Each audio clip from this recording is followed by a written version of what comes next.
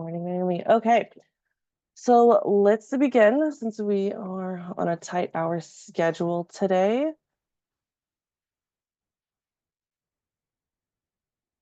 So we did send out that agenda and we did add some more stuff to it. But just really quick, again, first we're going to have our global travel team give us some updates about travel insurance. Then we, as travel services, will review travel discounts, the 14-hour rule, travel status, ground transportation. Do they connect? Do they not connect? The 11-hour rule when it comes to travel status, return checks and check cancellation, AP procedure. And then just a little reminder about the travel advances policy concerning SOM and UW medicine. And then we'll have an open forum for questions at the end. Okay, but again, comments in the chat, questions in the Q&A will be sailing. Okay, and then I'm going to hand it off now to Maddie Macbeth from UW Global Travel, and she will present. Thank you. Hi, everyone. Hopefully you can see my slides. I'm Maddie McMath. I'm the program manager for Global Travel Health and Safety. I work with Ben Summers, who I think most of you know and love. So I'm going to go over today a lot of similar material to what Ben usually covers, and then a couple of changes that are important to be aware of for 2025. So as a recap, if you're new to this or if it's been a while as to what global insurance is and does, there's sort of two components to it. One of them is Cigna, which is the insurance company. They're the ones that hold the policy, that pay for the services. And then there's the emergency assistance provider. So this is what makes global insurance somewhat different than maybe the insurance that you have here domestically, and it's because there's an emergency assistance provider. So International SOS is the one that provides on-the-ground assistance, so they can make appointments with medical providers in country, they can pay a hospital directly, they help coordinate evacuations and repatriations, and they have a direct billing agreement with Cigna, so travelers can submit out-of-pocket expenses that they incur for medical, mental health, or evacuation expenses to Cigna directly. But we encourage people to use International SOS because it just streamlines the process, because International SOS can bill Cigna directly. And in ideal situations, it means travelers don't have to pay out of pocket. And we'll go over in a little bit what International SOS exactly does in more detail. So why global travel? Why do Ben and I and our roles exist? And why should you care and register your travel? Right now, travel registration is strongly encouraged for staff, faculty, and academic personnel at the university. It's very likely that that is changing and that it will be a requirement. Right now, it's not. That's still in the works. We will obviously provide a lot more information if and when that happens. But right now we encourage people to register their travel, one, for this flow chart. It gives us an awareness of where you are. It means that we can provide increased support. It means that International SOS can provide increased support for things like routine medical procedures. You catch a cold, you get a flu, you need to go to a clinic, you twist your ankle while you're abroad. The things that are really large scale, like the hurricane in Jamaica or the earthquake in Morocco, things like that, where you would need our support in being evacuated or repatriated or things like that. It's really important that we know where you are in order to best support you. And if you're already registering your travel now, then if and when a policy from the provost comes, you will already know how to do it. And all of this together supports your health and safety while abroad. It gives you peace of mind with the unknowns of travel, that you are covered by insurance, that you're supported, that someone else knows where you are and is paying attention to that. Travel registration and accessing insurance is extremely easy, which is why we also really encourage you to do it, because it is at most maybe 5 minutes of your time. So I'll put these links in the chat once I stop sharing. But for faculty, staff, and academic personnel, there is a box on the registration page for UW official travel. There's a couple boxes for students. There's a box for staff and faculty that are running study abroad programs. But for the majority of people that are traveling for research, for conferences, this is the box that you'll click on. It will take you to a page like the second image on the slide. And there's just a couple of questionnaires. One of them is related to filling out your emergency contacts. One of them is related to insurance information. So there's nothing you have to do. It just is a reiteration of a lot of what I'm going to talk about here. And then the only other questionnaire part of your application that you may have to fill out is a travel waiver. So this is going to deploy for people that are either going to countries with a Department of State level 4 advisory or countries that have a level 4 region. So for people who are traveling to level 4 countries or regions, the travel waiver will ask for a lot more information on where you're going, where you're staying, why you're staying there, sort of asking you what the purpose is of why you need to go to such a high risk area with the university. If you're traveling to a level 4 high risk area, this information is important because we need to compile a report that we present to the International Travel Risk Assessment and Safety Committee, as well as the university provost, because they're the ones who ultimately have to approve that high risk travel. The majority of travelers who are going to places that have a level 4 area, for example, Kenya, we have a ton of travel to Kenya. Most people traveling to Kenya are not going to the Kenya-Somali border or Turkana County. The travel waiver then essentially becomes a signature document because we can't break out the travel registry based on region. It's separated out based on country. So the travel waiver just becomes a way for us to confirm that you're not going to those high risk areas. And so you input that you're not going, you sign your name, and that's the end of that. For more information on where the countries are in terms of advisories, that can all be found on the Department of State website, which is travel.state.gov. So what's covered under insurance? This is another link that I'll put in the chat after I finish, covers all of this information. This is also included in your application when you register your travel, so you don't have to memorize it. The entire policy document is also on our website, and so if you want to really, if you're abroad and really want to break down what exactly is going to be covered under the insurance, you can always look at that. The biggest change for 2025 is that dependents are covered when traveling with staff and faculty on UW official business. So again, this policy still doesn't cover personal travel. So if you and your family are traveling to Malaysia on vacation, you're not covered under UW insurance.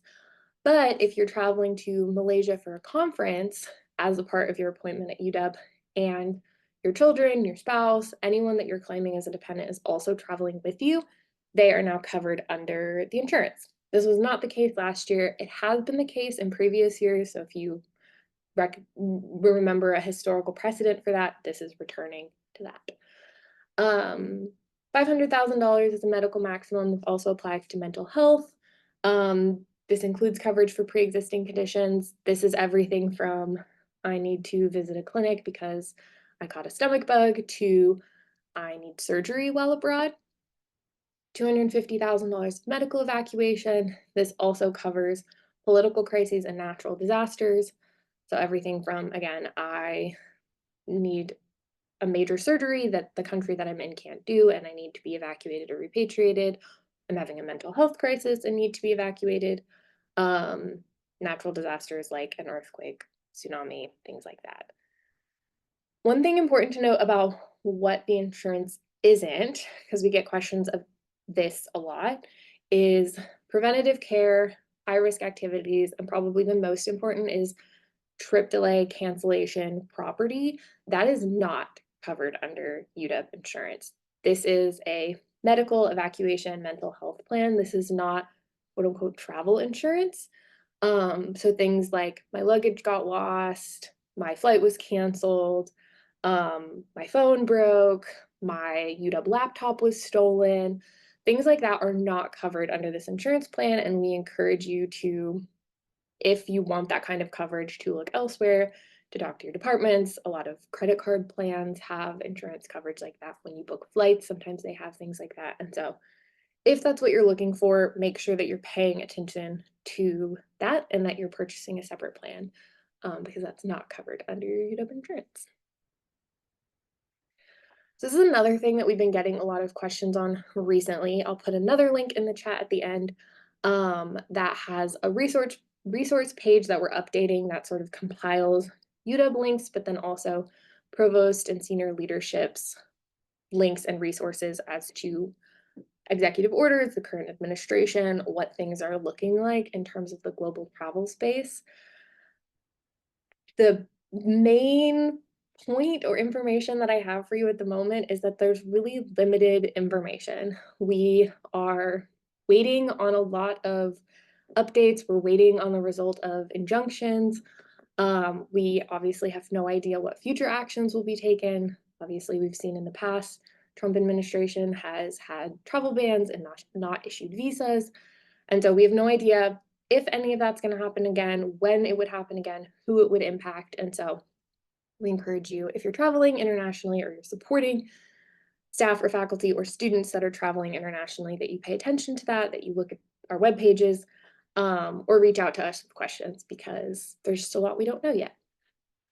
The one thing that we do know is that the Department of State has removed the third gender marker, so gender X, that was introduced in April of 2022, that those passports will no longer be issued or renewed. So all active passports with a gender X marker will remain active. So those can continue to be used, they're still valid, and they will remain valid until their expiration date, as of right now.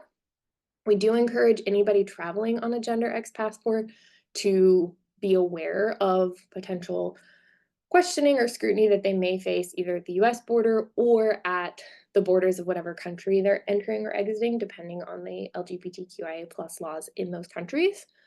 But it's important to know that those passports will no longer be issued or renewed. And then another important note, and this is maybe obvious to people who already have a US visa or are traveling on one, it's really important to have maybe more documentation than you would normally bring, even if it's a valid visa. Traveling with other documentation like your appointment at the university, your reason for traveling, your connection with the research or host facility or wherever it is you're traveling, your participation in the conference. Having all that documentation can be really helpful in what is a really unstable global environment. And if something like a travel ban were to go into effect while people are abroad, having more documentation, copies of that documentation, is just really helpful if you need to start having those conversations while you're abroad. And I mentioned International SOS, another brief overview of what it is they do. They're your emergency assistance provider. We recommend setting up the app when traveling abroad. That's really the easiest way to connect with them.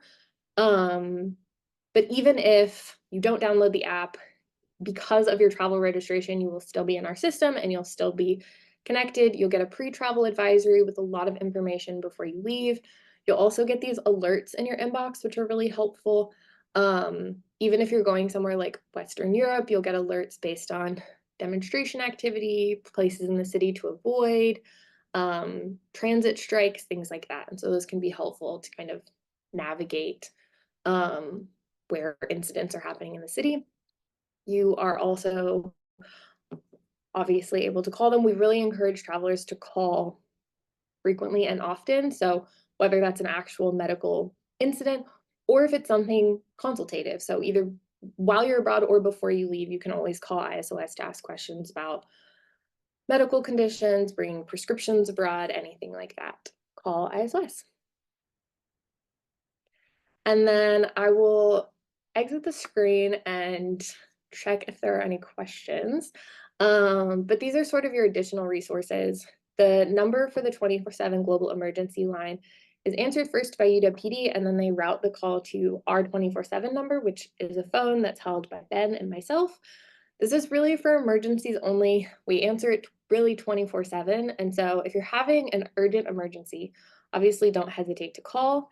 If it doesn't seem like an emergency that Ben or myself need to be woken up at 2 in the morning for, we encourage you to email us. Contrary to its name, travelemergency@uw.edu is not only for emergencies. We check this email with the exception of when we're sleeping pretty close to 24/7.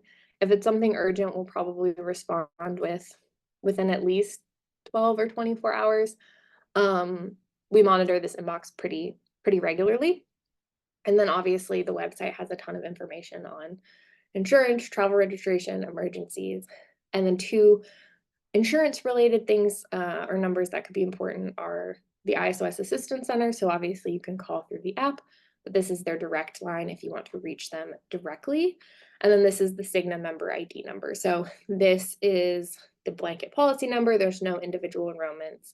Everybody has the same insurance number when they're traveling abroad. Now I will stop sharing and check the questions.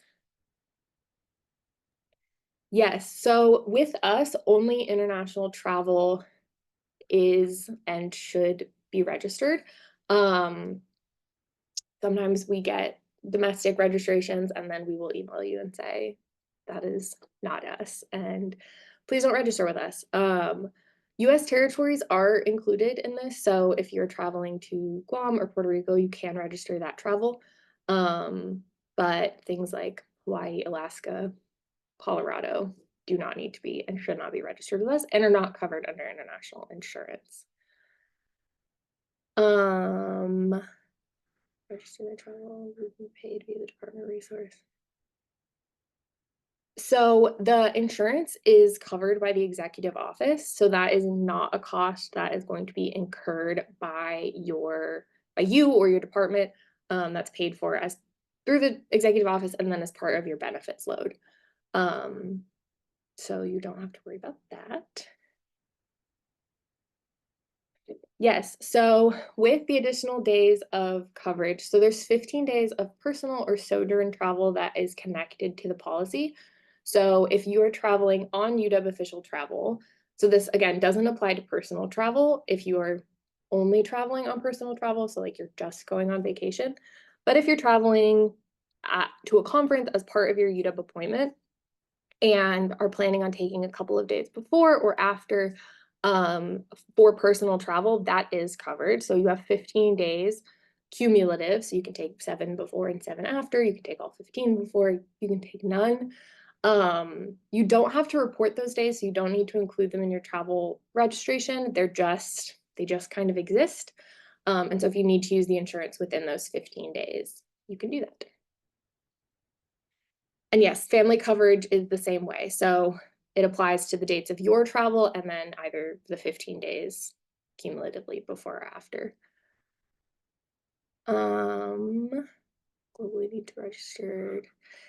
So yes and no. So the insurance coverage, because it is a blanket policy, you are technically covered under the insurance even without registering your travel at this moment.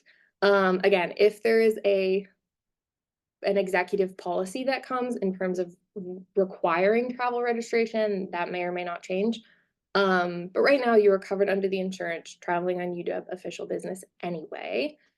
We encourage you to register your travel because it enables us to know where you are, it enables International SOS and Cigna to know where you are, and it provides information on how to access the insurance. And so you don't need to register your travel at this moment to access the insurance, but it makes it a lot easier to access the insurance if you do. There's just a lot of holdups if we have to verify that you were on UW official travel and you need to access the insurance without having registered.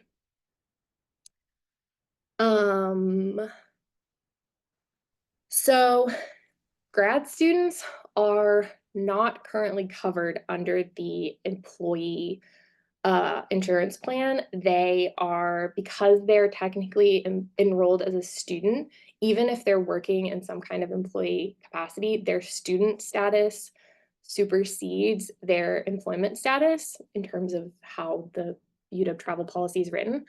So they will still need to one, their travel is required to be registered because they're a student. So they have to register their travel, even if they're just going to a conference, even as part of their employment, because they're a student, that is the requirement for them.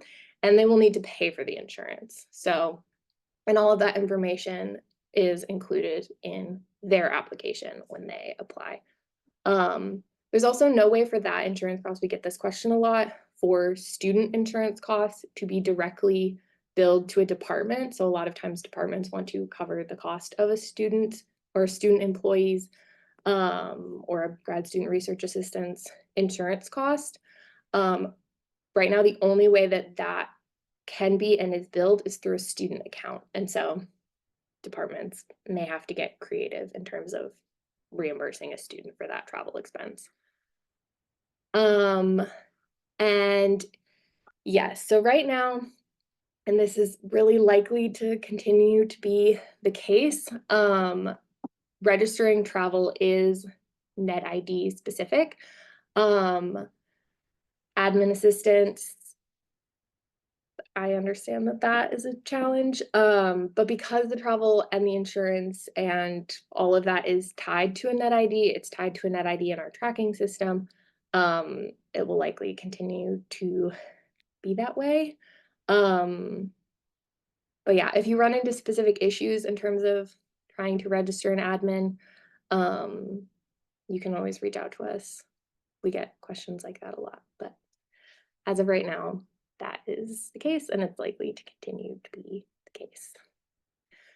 I will drop the other links in the chat. It's eligible to use a travel advance.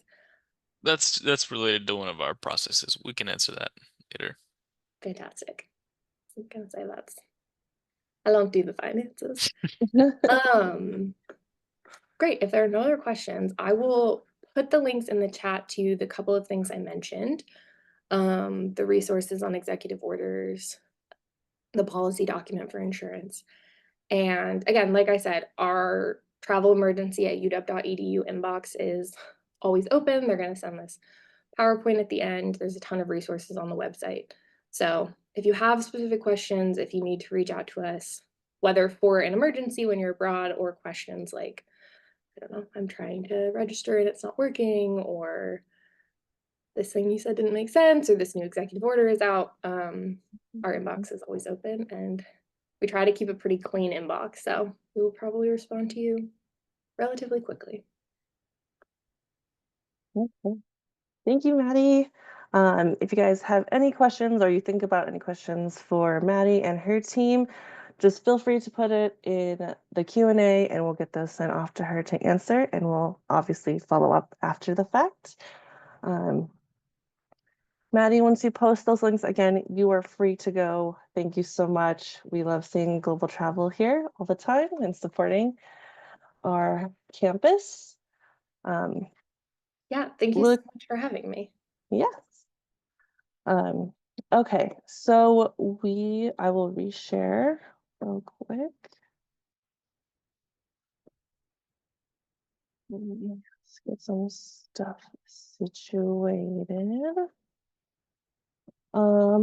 Just some really quick before we move on. I know a lot of people are wondering or asking about the non-employee reimbursements, travel reimbursements onto an EAR. We'll mention that in just a moment. Just really quick, again, just a reminder, cues that you guys have, please put it into the Q&A and not into the chat. They will most likely get lost. And then again, all information, slides, etc., will be sent on a follow-up email after today's presentation, as well as posted on the Travel Services website under important updates. So keep an eye out for that.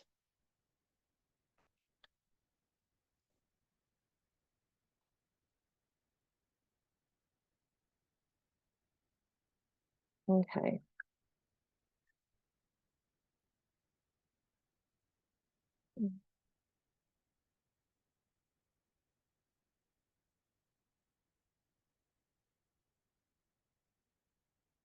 Okay.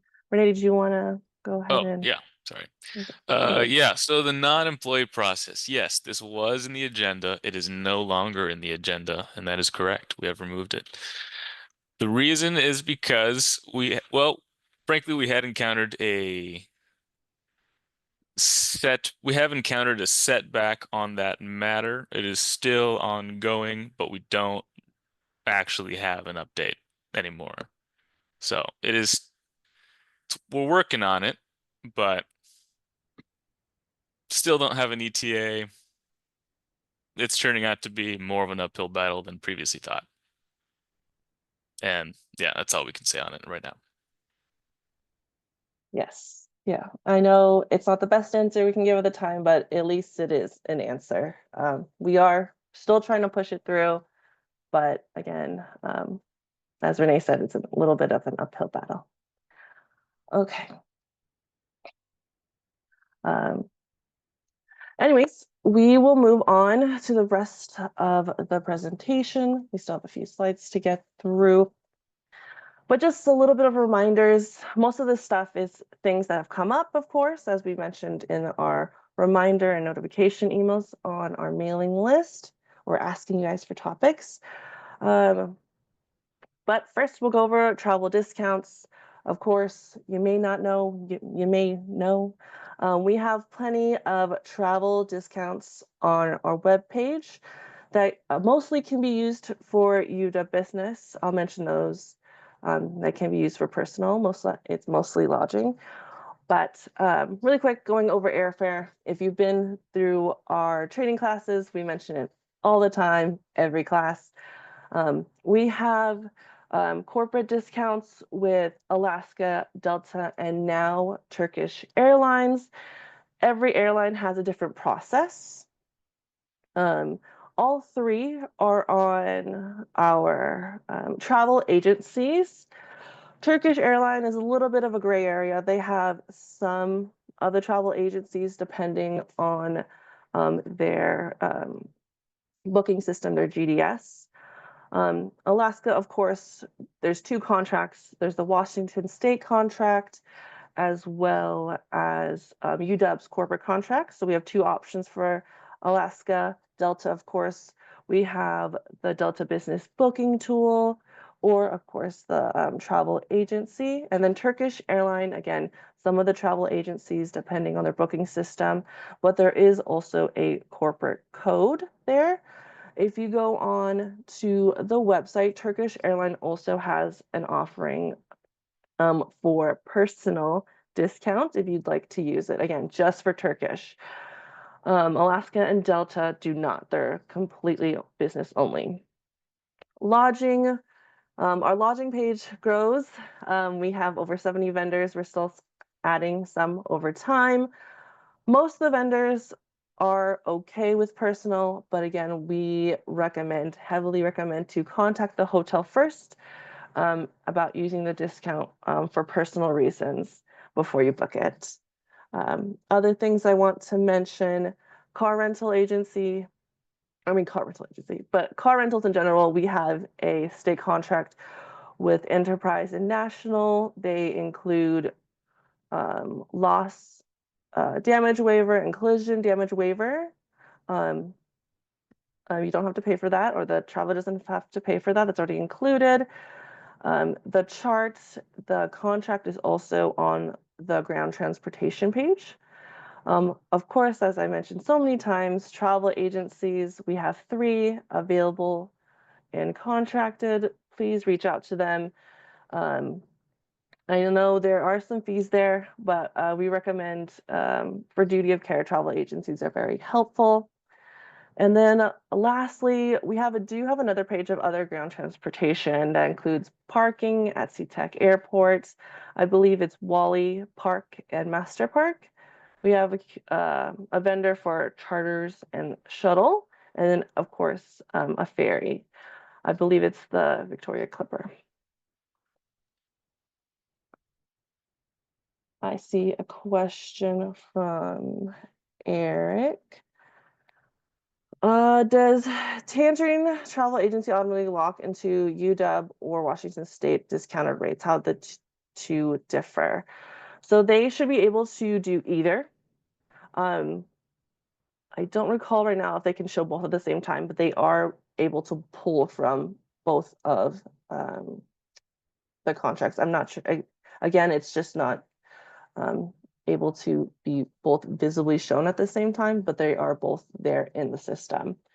The Washington state rates are going to be more of a refundable rate. So if you do compare the two, you're going to see like, why is this Washington state rate higher?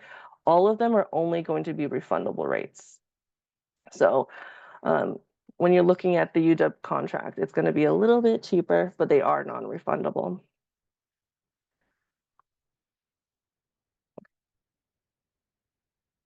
Another question. Heather Hudson asks, how do we know if we're getting the discounted rate when searching travel agencies? That will be already built in to the system.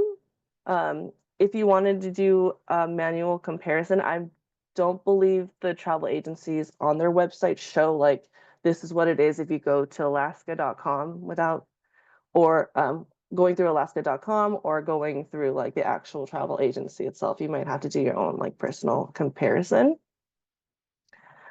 But yeah, you might have, it's a more of a manual search, but we do have our Alaska, Delta, and some of our Turkish airline agreements on the 3 contracted websites.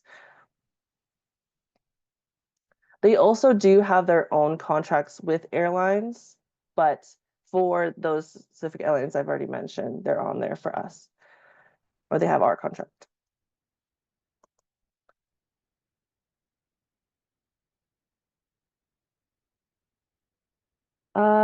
Let's see, Eric, I see in the question, if we request refundable with Tangerine, do they know to go to the Washington state contract? I don't recall if there's a little button to change between the two.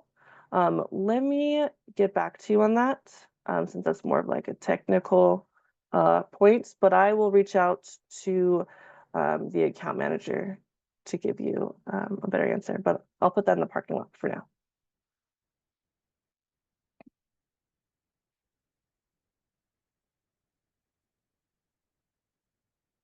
Okay. I see one more question, and then we'll move on to the next slide. So one from Ruth, Turkish airline on Fly America Act. I don't believe Turkey is on that. Let me see real fast. Yeah, Turkey is not on the Fly America Act. So if you are using federal funding, please do not use Turkish Airlines. If you're not using DoD funding but other federal funding, you can try to use this Open Skies agreement as well as code sharing. But that answers your question, Ruth. Okay, we will move on to the 14-hour rule. All right. Real quick, I want to touch on Rachel's question about the non-employee thing again. So right now we're not doing anything right now. Nothing is changing at this moment, but our overall goal, long-term goal, long-term probably, is to stop using the MP module for travel reimbursements altogether for everybody, including students and non-employees and prospective employees, guests, anyone who gets travel reimbursements. That is the goal. But we're not quite there yet for a while. So, yeah. Anyway, okay. So just a reminder on the 14-hour rule and how it works and how to use it and how it doesn't work. So the 14-hour rule, and for those of you on federal funding, this will not apply to you since federal funding is more strict and does not allow for upgrades like this. So in cases of it not being federal funding,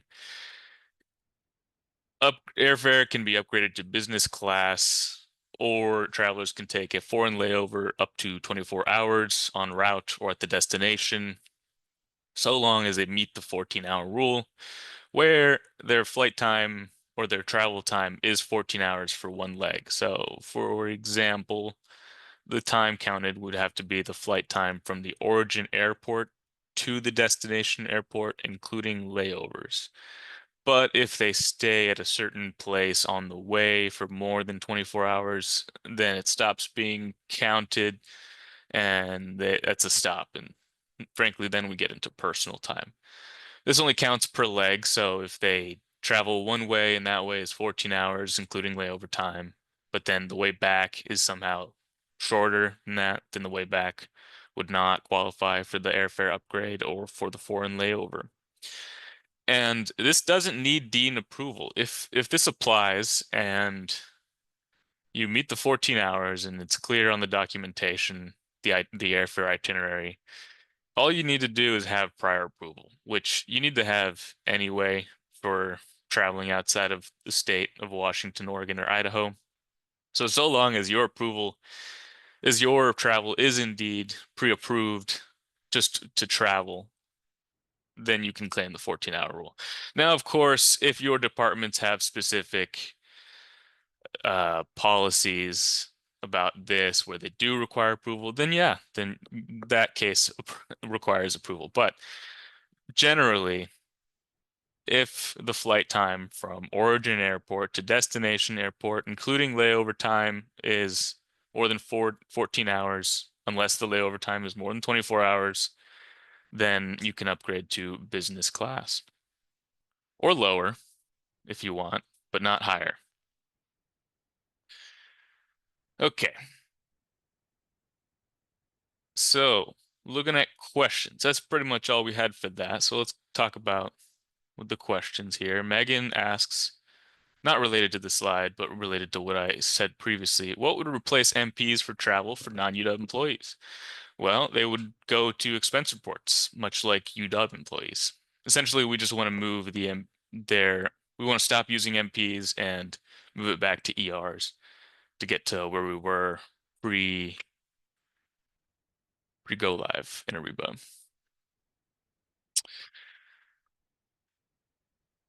Megan, we really don't touch this matter, bank cards and research subject payments, so please contact PCS help.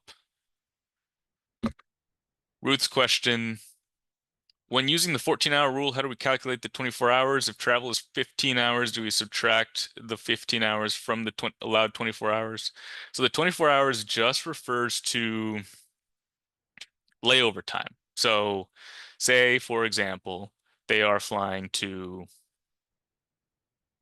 not a recent one actually, I think they were flying to Chongqing, China. And on the way, they're flying Qatar Airways, and Qatar Airways flies through Doha, Qatar, or Qatar. So it's 14 hours to Qatar, but then they spend more than 24 hours in Doha, then that time ends, and the 14-hour rule. Well, actually, the 14-hour rule will be met, but then it's personal time. So I think more so, to make this less confusing, let's say the flight to the layover location is not 14 hours. Okay, wait, no.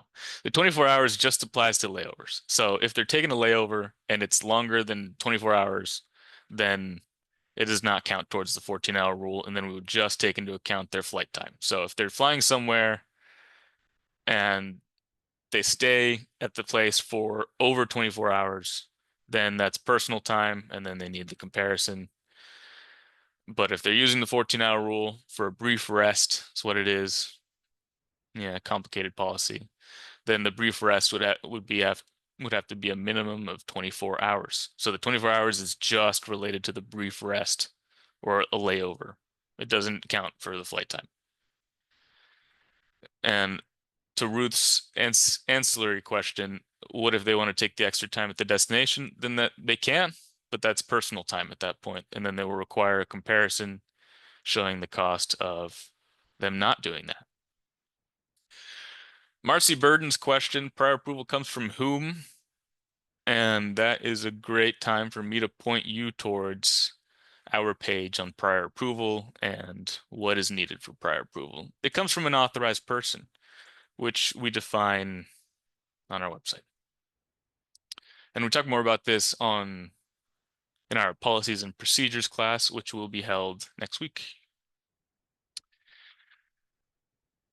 Katie Seidel asked, would it be possible to update your website to further explain the 14-hour rule? The website states that both approval is needed and not needed. So what the website says is that prior approval is needed.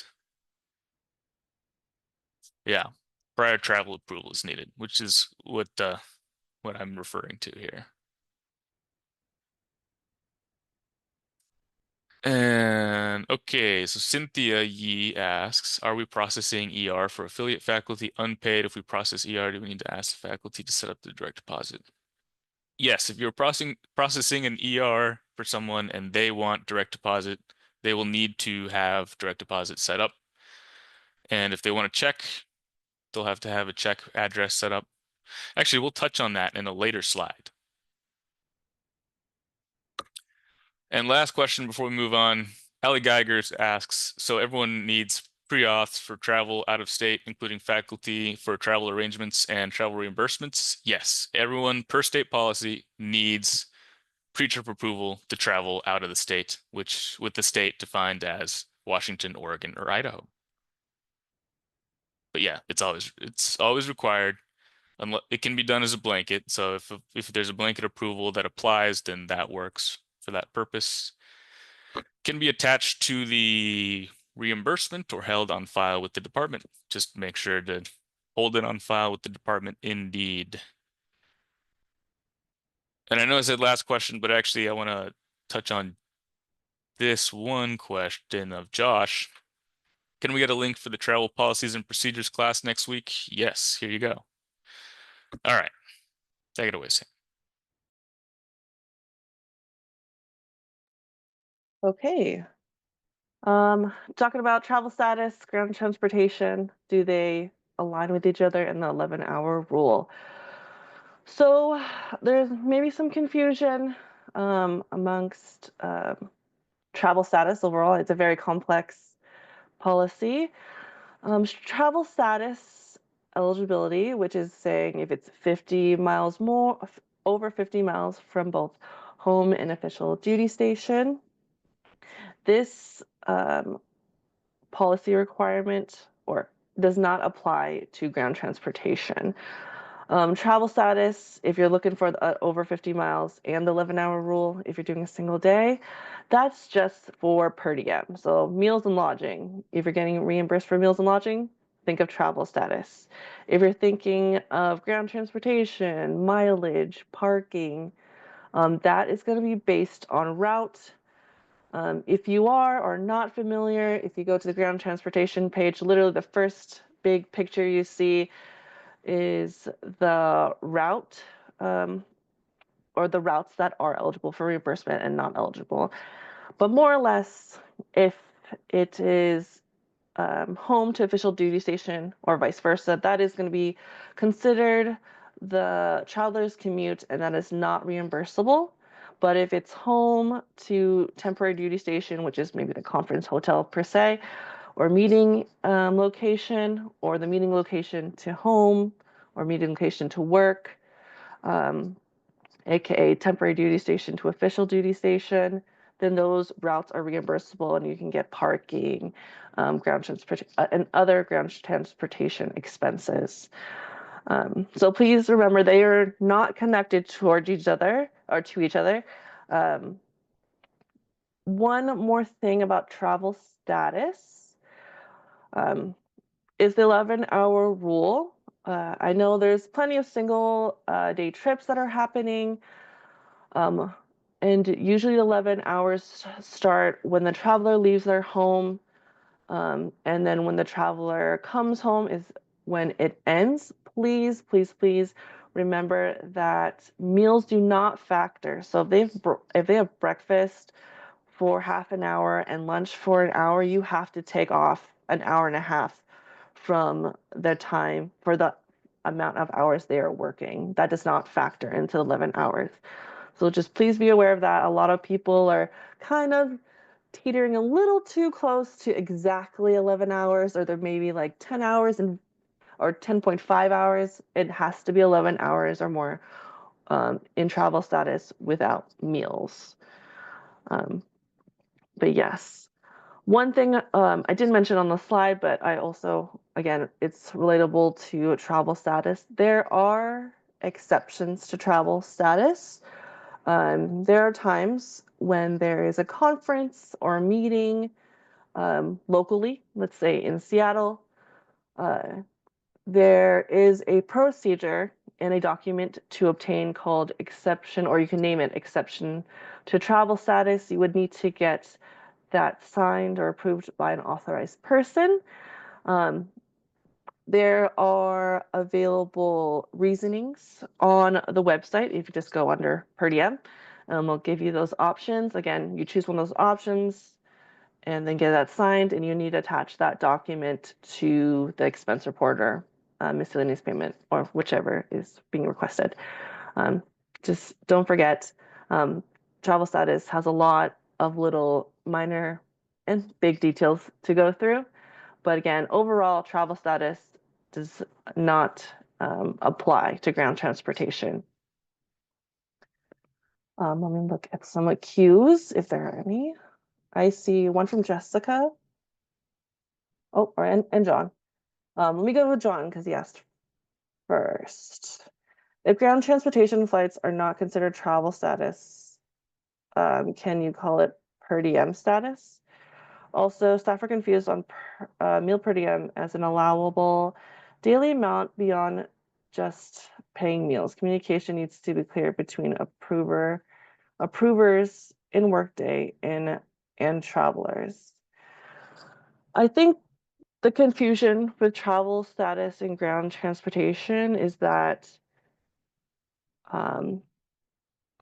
when someone gets like picked up from their house, or like mileage, or someone starts to leave their house, I know there's some ground transportation with that, but it doesn't equate that in terms of reimbursement.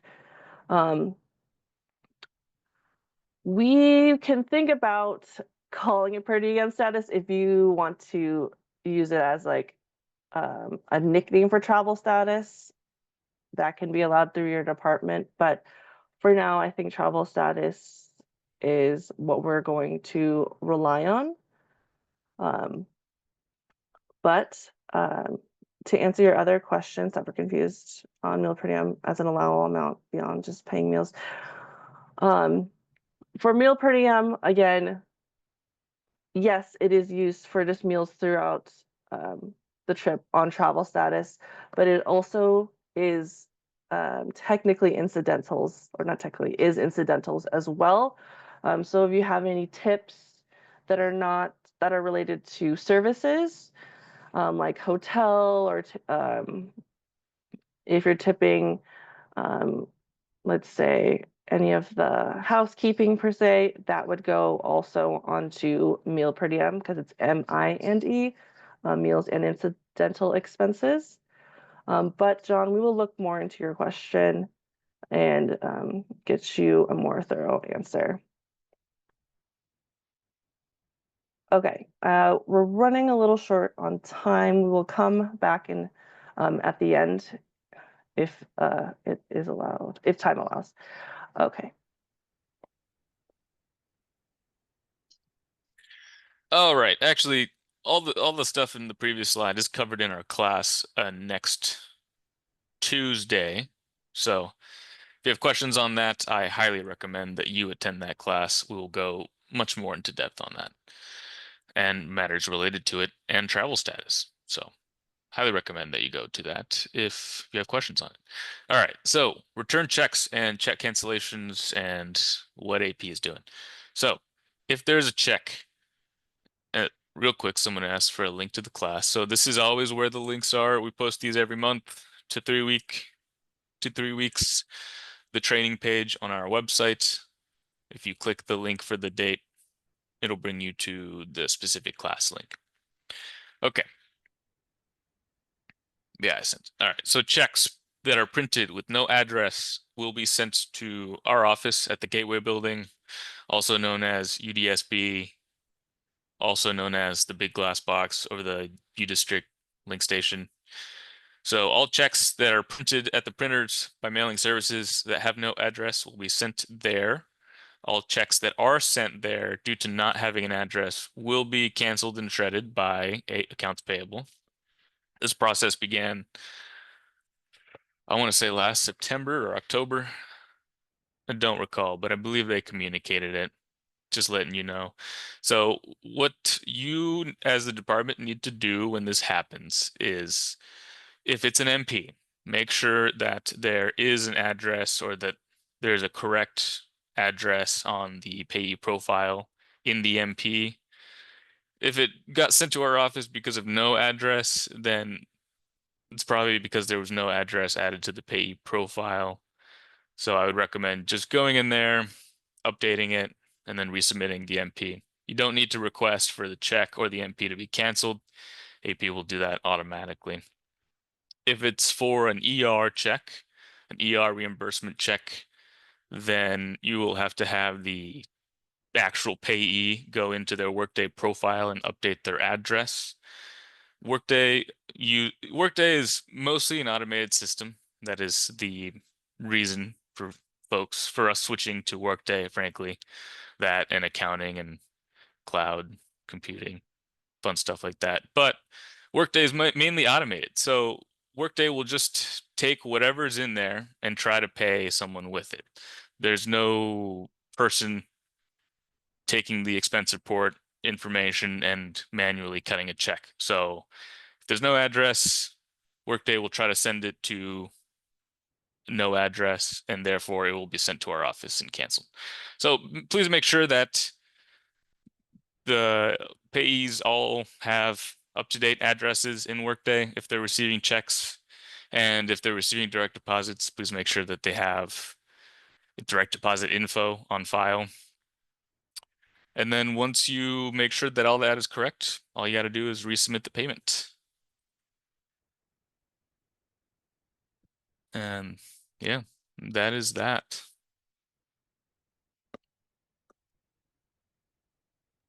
Okay. We see your questions, guys. Don't worry. But really quick, this is the last slide before we can go head on into those questions. Just a reminder, we've already signed it through the listserv or the mailing list. We recommend you guys to sign up for that for any updates that come from our office. That link is on our front page. I can also link you guys really quick because we're linking each other up today. We recommend signing up for that info list. We also announce when we'll have these travel information meetings. But again, spend authorizations, travel advances. It is mentioned on the website. The only work text that can be used is UW 1861. We cannot use SOM or any UW-M, HMC, UW, MSS, etc. work tags.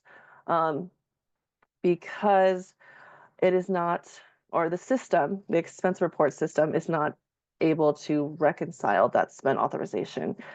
So there is a lovely limitation to that. We have spoken. I know some people are like, have you reached out to IT? Can you do something with IT? We have, don't worry. We have seen it from those who are not able to do it. We've reached out to them, but the process is it is much more complex than it looks. And it's not just the spend authorization module that we would have to update, but also the expense report module. So just for now, only UW 1861 work tags can be used because everyone else in SOM or UW-M has errors when it comes to reconciling, and it's basically because of intercompanies. So just a reminder, unfortunately, that is the current status we have for any spend authorizations and travel advances within those other companies that are not UW 1861. But anyways, we have a few minutes left to do some questions. We can just start from the top.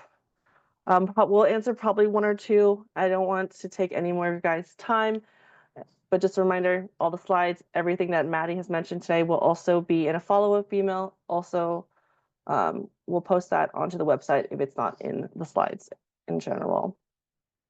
But we'll answer a couple questions. Someone on their iPhone asked, if someone is in mid-route personal travel and the official travel is canceled, can they still file for airfare for the travel? Do they need to send cancellation flight request and their airfare is on their own paid out of expense?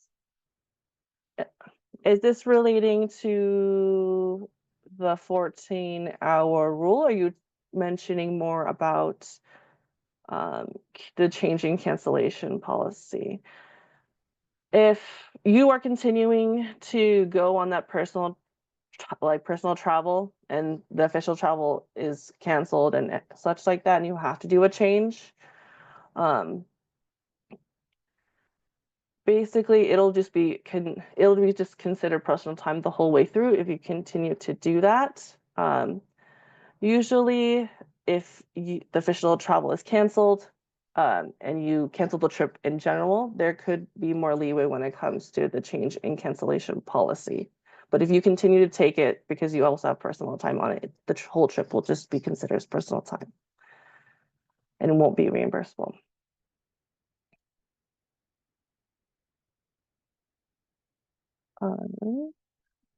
And then I guess, I'm so sorry, guys. We'll just do this last one from Dorian.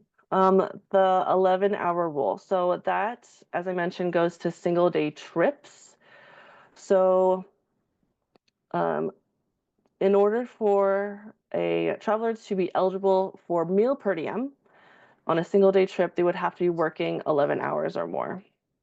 So again, 11 hours would start from when they leave their house, drive to wherever, and most of the time drive, and then come back, and that's when it will end. It would have to be 11 hours through that whole journey, but the 11 hours cannot include meal time. I know Eric has mentioned another question, how long is that meal time? The meal time is really up to the department. Some people take meals for 30 minutes, some take it down for 15, some take it down for an hour. It is really up to the discretion of the department. So we don't have a specific, like it has to be an hour taken off or 30 minutes. It's again, what is the department seeing or what they usually give for that amount. For the Okay. record, I could wolf it down in 15 minutes. But yeah, it is really up to you guys to make that determination. Okay, it is 11 a.m. I know that was jam-packed, and we apologize for not taking all the questions. We got through as much as we could throughout the slides and presentation. Again, everything that is unanswered or will or pushed to the parking lot will be answered. We will send a follow-up email with the slides, with the video, with these questions, of course, and all those links that Maddie posted to you guys within the next 24 hours. But again, have a great Wednesday and the rest of your week, and we will